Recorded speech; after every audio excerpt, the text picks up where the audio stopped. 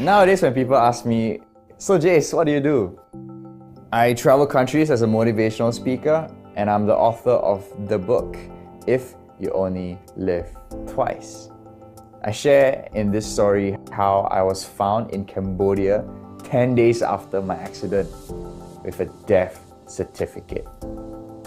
How the fact that I'm still breathing and walking is because the author of this story isn't actually Jason Yolt.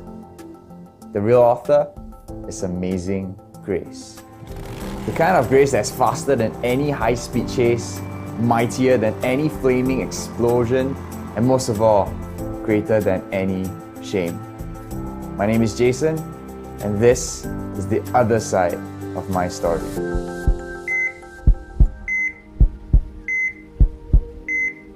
I woke up 40 days later to my tired and worried parents. As my parents were cleaning, feeding, and just loving me, a thought hit me hard. What if I did not survive the accident? What if they learned that I could not share my secret struggle with them because I was ashamed? Or more so because I thought they'd be ashamed of me. It would kill them too. My secret struggle? I like men. It all started when I was 14, when I stumbled on some gay porn and got curious, fascinated, and eventually hooked. I had only liked girls before. I was confused by the growing attraction to guys. And I remember my journal entry that said, oh damn, I think I'm becoming gay. I hope it won't be worse.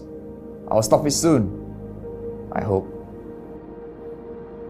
When I came out to them, they told me that even though they don't approve of it, they loved me because I was their son, and that love wouldn't change for anything.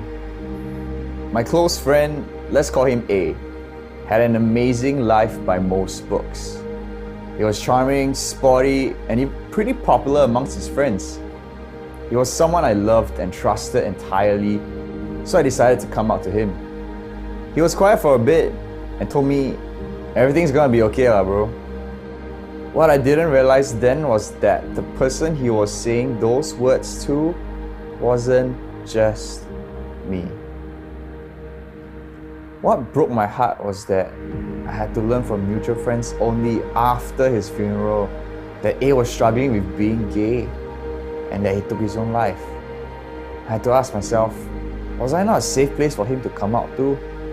Would things have turned out different if he had someone or a community he could share all that pain, guilt, and shame with? Would he still be here if he didn't feel alone? I am grateful for my community. The first time I came out to anyone years ago was at church to my small group. I had never felt so nervous in my life, but as each of us let our walls come down, we realized that we're not so different after all. We're all broken in our own ways, all of us just doing our best with what we can.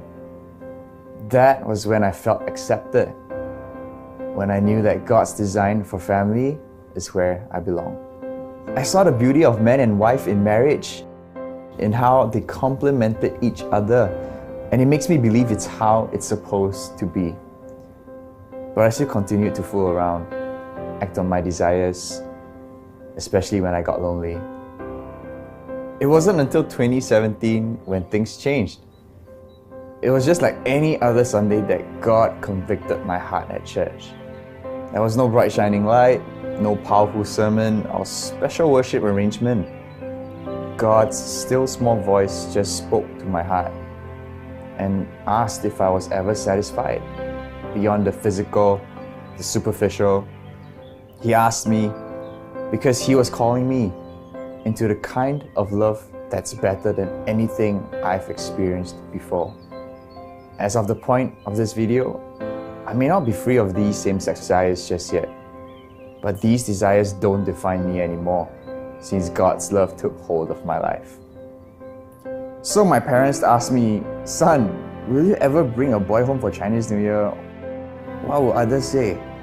I told them, no lah, I may not be free from my desires, but I no longer want to pursue them.